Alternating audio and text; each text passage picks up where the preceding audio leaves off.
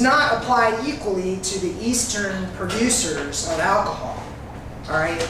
Because they were giving a cap. You only have to pay this much no matter how much alcohol you produce.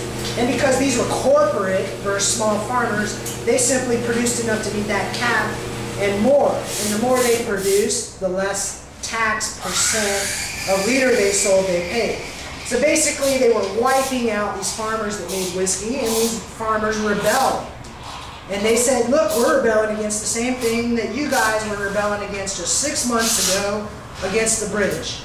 Taxation without representation. The fact is, you're not representing us, you're representing these Eastern corporate interests that are buying you off and then taking your votes so you can maintain power. And they began using the same military tactics that were used in the revolution, terrorism.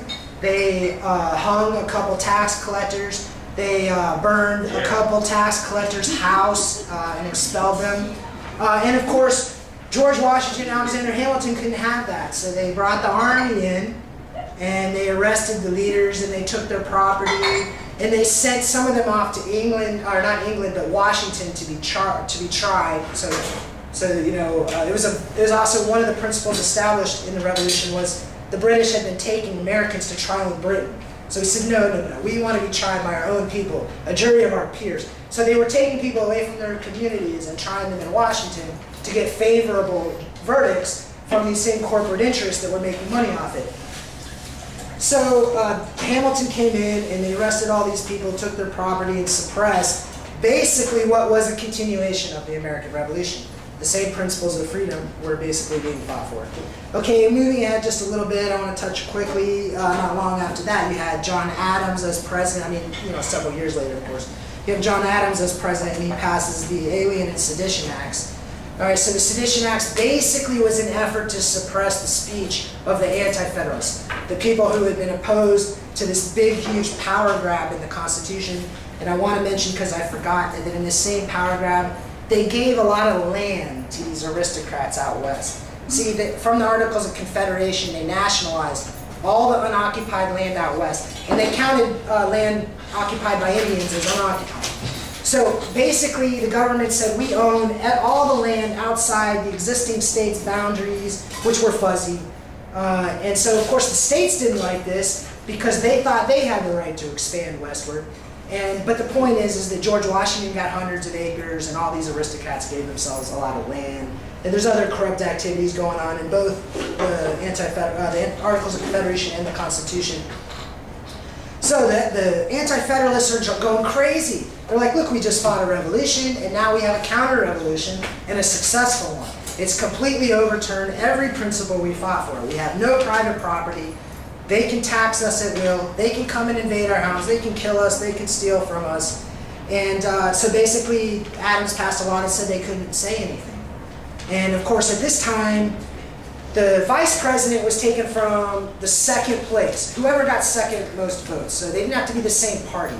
So you had a federalist, pro-constitution, central government, all power to the government president, and you had an anti-federalist, individual rights, individualist, freedom-loving Thomas Jefferson as an anti-federalist. So they had the vice president of the United States gathered, basically. And they imprisoned a lot of people. They did not imprison the vice president. They basically let him talk.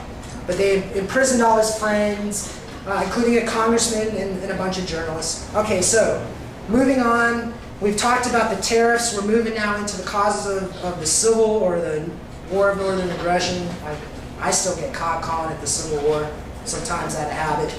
But basically, these tariffs have been escalating. It favored northern industry, just as the tariffs on whiskey favored northern industry over the West. Tariffs on the commodities that they did favored the industrial production in the North. It made commodities imported from Britain more expensive for the South. And the South was getting victimized. They were paying like 80% of these tariffs. And right before the War of Northern Aggression, they raised these tariffs with the Morrill tariff astronomically, which basically would destroy the Southern economy. And my thesis to you is that this is the primary reason that the North invaded the South. It wasn't to free the blacks. Was that one of the reasons? Yes, it was.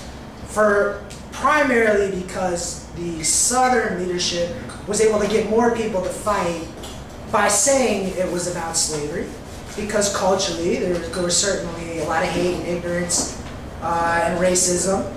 And so, but the people who funded it and who made it happen didn't care about slavery. They wanted the money. That's what funded the national government and all their subsidies for their businesses. Okay? And you'll know, if you go back and look at it, a few facts on this. I know this is going to maybe rile someone, but a few examples of the injustice of it. I mean, the North was on Southern land when the first shots were fired, and they were building a base to collect taxes with. Okay, it was a fort, and it was basically in order to enforce the tariffs. Any ships coming into that harbor, they could waylay and rob. And so Abraham Lincoln, when he ran for president, promised not to do this in order to avoid war, and then he did it immediately upon war. All right, so we had that going on, and so as far as from some portion of the South, they were protecting their own land, they were protecting their right to self-rule from these taxes and these other aspects. Now, from the same angle, Abraham Lincoln said that if he could keep the Union intact without freeing a single slave, that he would. That's a paraphrase. He also said repeatedly that he believed blacks were inferior to whites. He was for exiling blacks to Africa by force. And of course, at the end of the War of Northern Aggression, they didn't free the blacks. I mean, they had this Emancipation Proclamation, which was kind of a statement of principle that they passed right before the end of the war, pretty close. And well, it was before the turning point of the war. And basically that was a propaganda act to try and get more people to fight for the war. But when the war ended, slavery in the North was allowed to continue. There were slaves in the North for many decades afterwards. In fact, Sherman, who came into the South and burnt the lands, civilian lands, and destroyed the food supply, and murdered civilians, women, and children, continued to own slaves after the end of the war for quite a long time. And when he was asked why once, he said, well, look, good help's hard to find. Who said that? Oh, that was Sherman. Sherman. Yeah. Okay, so my thesis is that the War of Northern Aggression, slavery was an excuse. And what the purpose was to establish a more subtle, more insidious form of slavery over everybody. All right? A tax slavery, which is feudalism. The aristocrats tax you, you pay, you do what you're told. They use that tax money to reinforce their own corporate interests. Okay? It's nothing new. It's been going on for centuries. So now we're into complex money. The Federal Reserve, fractional reserve banking. Come along. Now, I'm going to skip a lot of history of this because there were a couple of central banks in the United States before the Federal Reserve. And wars were fought over this. Andrew Jackson was, fought off a couple of assassination attempts, was able to end one central bank, maybe. That's questionable, whether he fully won or not. And so this was a long-standing battle. But anyway, in 1913, the bankers basically had a coup. And they bribed Woodrow Wilson and the rest of these cohorts with the corporate money that they had at their disposal. This was J.P. Morgan, say it again, Chase. Make sure they understand it here.